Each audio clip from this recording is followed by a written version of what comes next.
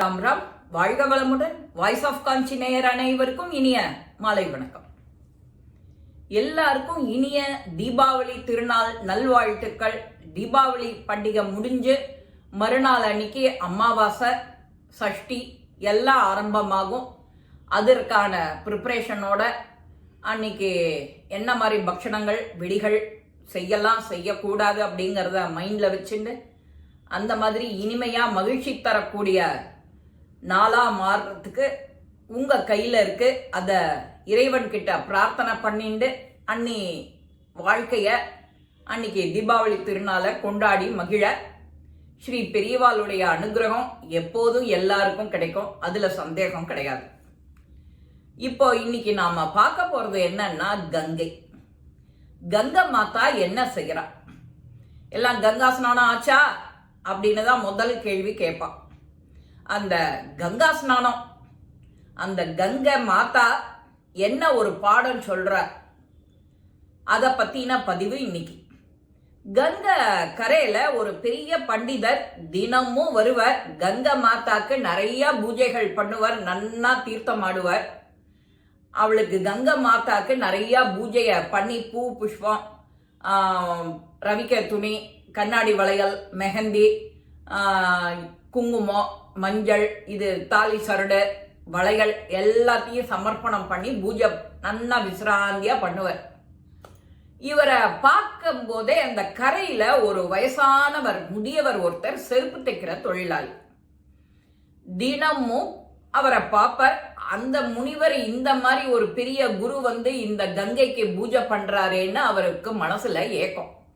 ஏன்னா அப்பெல்லாம் வந்து தீண்டத்தகாதவா செருப்பு தைக்கிற தொழிலாளி எல்லாம் அங்க கங்கைய தண்ணிய தொடக்கூடாது, முழுகக்கூடாதுன்னு சில கட்டுப்பாடுகள்லாம் இருந்தது அந்த காலத்துல. அப்போ அந்த முதியவருக்கு ஏக்கம், இவருக்கு பரவாயில்ல எல்லா அனுகிரகமும் கிடைக்கிறது அப்படின்னு மனசுல சந்தோஷப்படுற. சரி, அதுக்கு என்ன பண்றது? இவரோட வேலை செருப்பு தைக்கிற வேலை. வரவா போறவா எல்லாருக்கும் மகிழ்ச்சியா தான் செருப்பு தைச்சு கொடுப்பார். அந்த இடத்துக்கு வந்து உட்கார்ந்த உடனே கொஞ்சம் தண்ணியை மோந்துண்டு வந்து உட்காருவார். கங்கா மாதாவை எட்டி நின்று கை கூப்பி வணங்குவார். கங்கா மாதா கி ஜெய் அப்படின்னு சொல்லிவிட்டு உட்காருவார். அவருக்கு தெரிஞ்சது அவ்வளவுதான். அதை செஞ்சுட்டு அங்க உட்காந்து வேலை செய்யறது அவரோட பழக்கம்.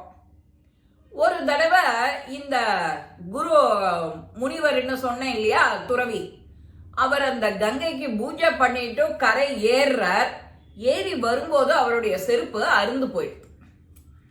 செருப்பு அருந்து போனா அவர் இன்னும் கொஞ்சம் தூரம் நடக்கணும்.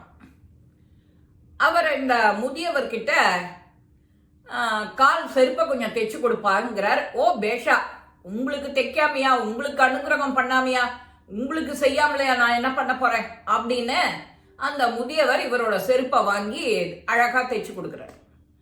தைச்சு கொடுத்த உடனே இவர் காசு கொடுக்குறார். நான் காசு வாங்க மாட்டேன், நீங்க தினம் கங்கைக்கு செய்யற பூஜை அது பார்க்க கண்கொள்ளா காட்சியா இருக்கு, அதை நான் கேட்டு பார்த்து பரவசம் மாறேன், ஆனந்தம் மாறேன். உங்ககிட்ட போய் காசு வாங்கலாமா? அது மகா தப்பு, மகா பாவம் அப்படின்னு காசு வேண்டாங்க ஐயாங்கிறார். இல்ல இல்ல, நீ செஞ்சதுக்கு கூலி வேணும், வாங்கிக்கணும், நீ எவ்வளவுன்னு சொல்லு அப்படின்னு சொல்லி கொடுக்குற. அந்த காலத்துல ஓரனா இவர் வேண்டான்னு சொல்ல மறுக்கவும், இல்ல நீ வாங்கிக்கணும்னு இவர் சொல்லவும், சரி அப்படின்னா நீங்க அத கங்கை மாதாக்கே அர்ப்பணம் பண்ணிடுங்க.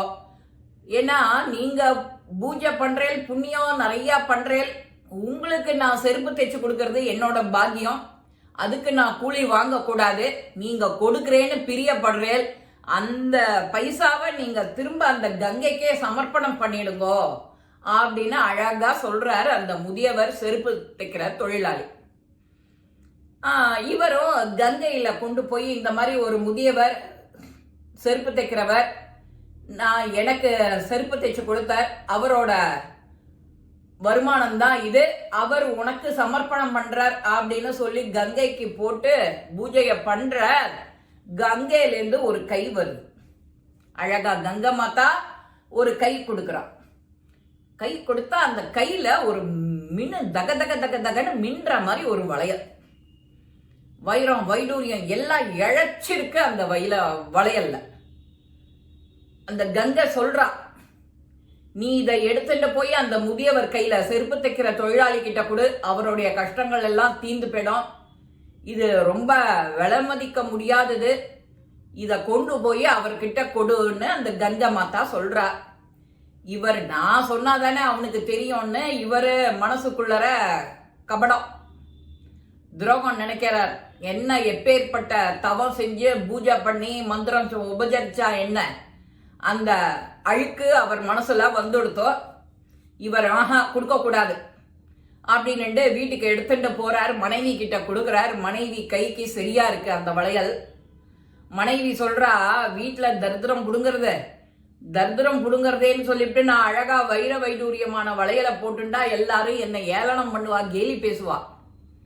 அதனால இந்த வளையலை கொண்டு போய் இந்தூர் ராஜா கிட்ட கொடுத்து அதுக்கு ஈடா பொண்ணு பொருள் எல்லாம் வாங்கிட்டு வா, நம்மளுடைய பஞ்சம் தீர்ந்துடும் அப்படின்னு சொல்றா அவ. இவரும் சரின்னுட்டோ அதை எடுத்துட்டு ராஜா கிட்ட போறார். ராஜா கிட்ட போய் இந்த வளையலை கொடுத்த உடனே ரொம்ப அழகா இருக்கே, ரொம்ப அழகா இருக்கே, ரொம்ப மகிழ்ச்சின்னு சொல்லிவிட்டு அதுக்கு ஈடா அவர் கையில பொண்ணு பொருள் எல்லாத்தையும் கொடுக்கிறார். இந்த ராஜா என்ன பண்ணார், இந்த வளையலை எடுத்துட்டு போய் ராணி கையில போடுறார். அவளுக்கு ரொம்ப அழகா இருக்கு, ரொம்ப சந்தோஷமாயிடுத்த ராணிக்கு.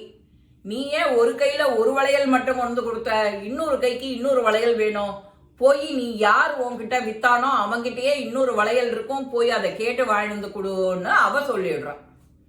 இவர் உடனே திரும்ப அந்த யோகி குருவை அனுப்புறார். குருவை எங்க பார்த்தாலும் கொண்டு வந்து என் முன்னாடி நிறுத்துன்னு படைக்க உத்தரவு போடுறார். அவளும் அழைச்சின்னு வந்து நிறுத்துறார் ராஜா முன்னாடி. அவர், நீ என்ன பண்ணுவியோ, இன்னும் 24 மணி நேரத்துல நீ அந்த இன்னொரு வளையலோட எனக்கு இங்க வரணும் அப்படிங்கிறார். இவருக்கு ஒரே மனசுல மரண பயம் வந்துடுத்தோம். ராஜான்னா ஒருத்தர் தலையை எடுன்னு தானே சொல்லுவார், இல்ல சிறைவாசன்றுவர். இவருக்கு பயம் பிடிச்சு போய் நேர இந்த முதியவரை பார்க்க வரார் கங்கை கரைக்கு. அவர் காலில் வந்து விழுந்து வணங்குறார். அவன் கிட்ட நடந்ததை எல்லாத்தையும் சொல்றா. அப்பா, நீ கொடுத்த அந்த ஓரணா தட்சணைய கங்கை ஏத்திண்டு அழகா ஒரு வளையலை கொடுக்குறா. நீ அதே மாதிரி இன்னொரு வளையலை பூஜை பண்ணி எனக்கு கொடுத்தாதான் நான் உயிர் பழைக்க முடியும். இந்த ஒரு ராஜாவோட கட்டளை இது, எனக்கு நீ தான் உதவி பண்ண முடியும், வேற யாராலையும் ஒன்றும் பண்ண முடியாதுன்னு அவர் முதியவர் காலில் வந்து விழறார். முதியவர் பதறி போறார். நீ அப்பேற்பட்ட பூஜை தினம் கங்கை ஸ்நானம் பண்ற, எனக்கு எதுவுமே கொடுப்பின இல்ல, ஆனா நீ வந்து என் காலில் விழறிய அப்படின்னு அவர் பதறி போறார். அப்போ அவர் சொல்றார், நீ கொடுத்த ஓரணாக்கு ஒரு வளையல் கிடைச்சது, அதை நான் உனக்கு துரோகம் பண்ணி நான் என் வீட்டுக்கு எடுத்துட்டு போயிட்டேன். அதை எடுத்துட்டு போய் ராஜா கையில கொடுத்து காசு பணம் வாங்கி வீட்டை குடும்பத்தை நிமித்தலான்னு போனேன். அப்போதான் அவர் இன்னொரு வளையலை கொண்டாங்கிறார். நீ பூஜை பண்ணி கங்கை கிட்ட கேட்டா அவ உடனே உனக்கு கொடுத்துடுவோம்.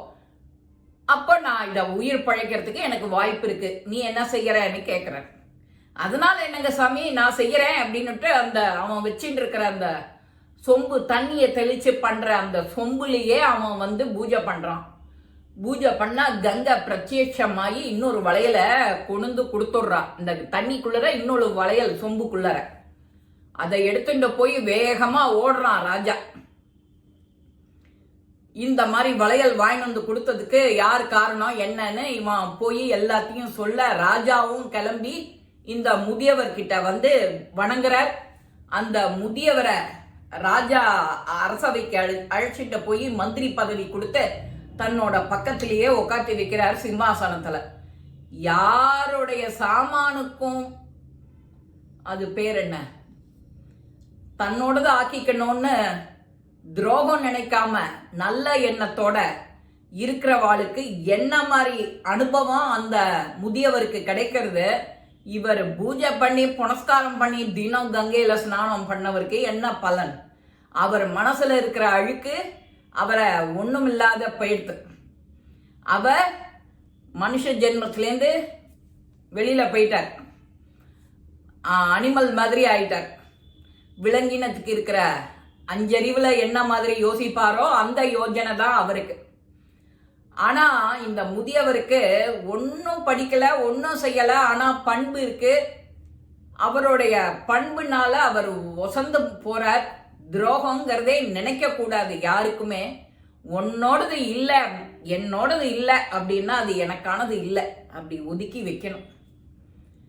இந்த மனப்பாங்கு யாருக்கு வருதோ அவ நிச்சயம் வாழ்க்கையில ஒசந்துதான் வருவா, அதுல சந்தேகமே கிடையாது. இதுதான் கங்கை எண்ணெயோட கருணை. இந்த மாதிரி கருணை நமக்கு வரணும் அப்படின்னா நாம வருஷந்தோறும் போவோம் நம்மளுடைய கர்மாக்களை கழிக்கிறதுக்கு, பாவத்தை தொலைக்கிறதுக்கு கங்கையில ஸ்நானம் பண்ண. கங்கையில ஸ்நானம் பண்ணிட்டு கரை ஏறினோடனே ஒரு பாவம் பண்ணா அது எந்த விதத்துல வசதி?